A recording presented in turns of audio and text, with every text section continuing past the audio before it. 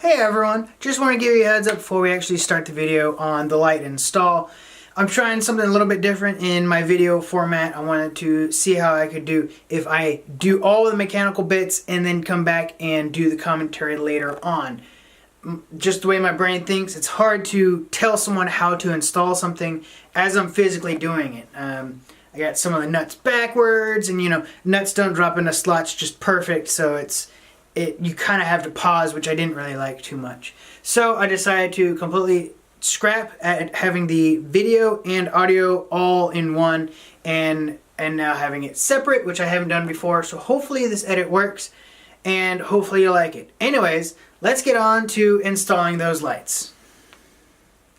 Today I'll be showing you how to install some fog lights for 2006-2014 Ford F150s. Doesn't matter if it's two-wheel drive or four-wheel drive. The SKU number for rigid is 46527 for the brackets, and the lights themselves, part number is 504813. Looking at the video, you can see here, this is starting with the halogens on both sides. Then we go over to the LEDs, which are obviously much brighter. They have many more lumens of output, and it casts a really nice cutoff, which is exactly what you want for fog lights. You don't want them to act as headlights because you'll more than likely point them up, which will blind people. So I was going to put in some single row light bars, but I decided against it. So all we're going to do is just the fog lights. Rigid, it's two separate boxes. You have the brackets and the actual lights themselves in the box. The single row light bars I plan to install in the truck's center section of the bumper, but I'll do that at a later time. I would have had to have removed the entire bumper, drilled some holes just to get a really clean install, and I just didn't have the time. Now, the brackets themselves are amazing. They are a really nice stainless steel construction. They're powder coated black, which is super durable. I've had it on several trucks, and the powder coating is always awesome. They also have a limited lifetime warranty, which is really nice. So to put them together, you'll have the bracket for the light once you get all the hardware, spread it all over your workbench. And the first off is the light bracket. Now you have to put on the mounting hardware first, which is the big bolt that I'm installing now.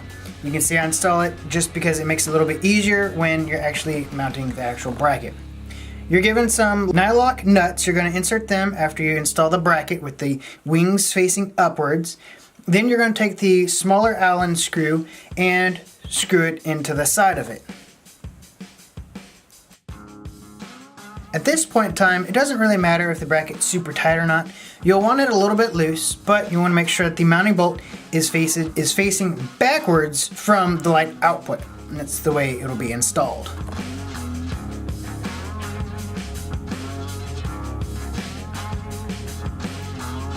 I don't really have a torque spec as to how tight the Allen screws need to be, but they'll need to be pretty snug.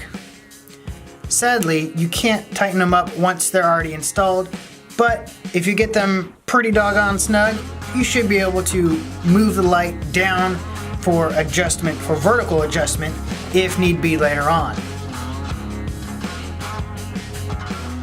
So now I'm just showing you how the light will actually mount on the mount once it's installed in the truck. You do not want to install the light onto the mount beforehand, because then you can't install the hardware for the mount.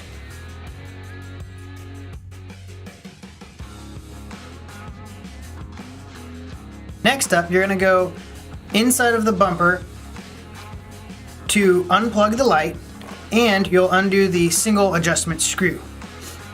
Then you'll see that the light can pivot up and down. All you have next is some plastic tabs that you can bend out away from the light to disengage the standing proud ends that you can see on the side of the light.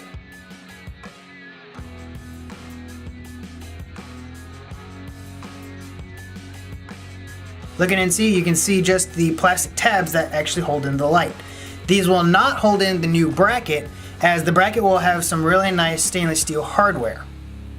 When you slide in the bracket, the square will go in the middle, and the vertical slot will go vertical, but it's below the square. I'm just test fitting it for now to see how it actually mounts. You can definitely tell the difference between the rigid LED light and the factory halogen light.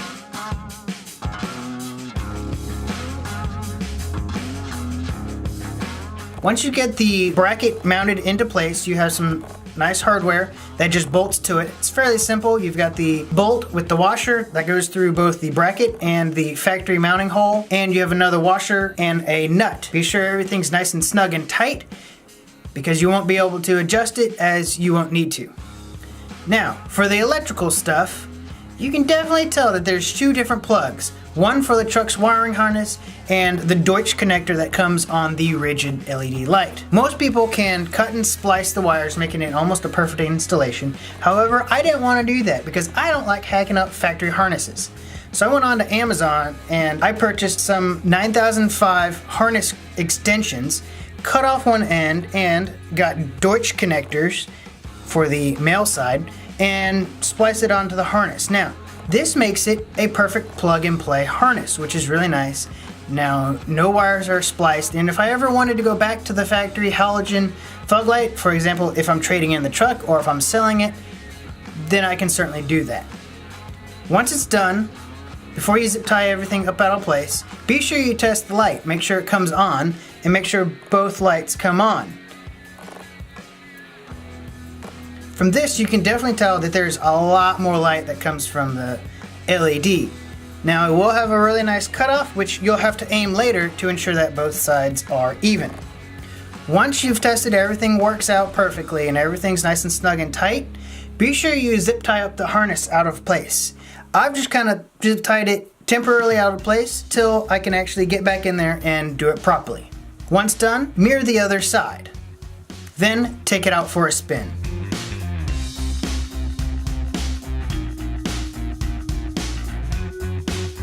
I've actually changed locations. As you can tell, now I'm back at home versus the other was at the lake house.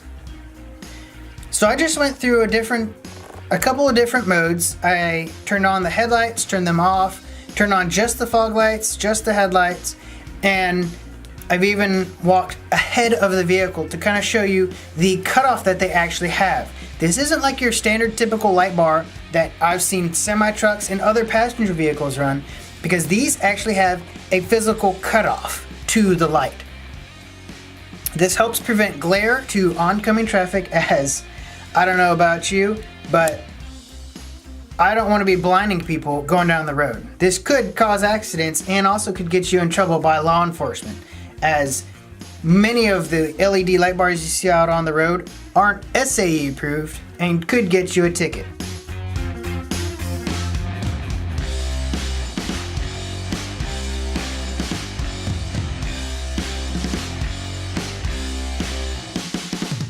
So, of course, I can't just show you the reflection on the garage door, so I actually went and drove around the neighborhood a little bit just to kind of show you how they compare against the halogen headlights. Now, I do plan on getting HID or LED retrofit headlights, but those are going to be actual projectors that are worth it, not getting just LED bulbs that go in halogen housings. I've already tried that, and that doesn't really work. That just creates a bunch of glare. Sure, it gives you more light output versus halogens, but it's not actually functional, and I really don't like getting flashed high beams because other traffic thinks I'm playing with my high beams, which I'm really not. So I've come to the end of a street where you're looking off into some woods. There's not a whole lot of distance in between me and the sticks, but you can definitely tell the light output is much better than what the halogens are. Even having the high beams on the halogens doesn't output nearly as much light as the LEDs do. So keep in touch and keep an eye out for our next video that'll show you how to install some of the LED light bars that I'll probably tie into the factory fog lights, since they're all SAE approved, which shouldn't get me in trouble by law enforcement.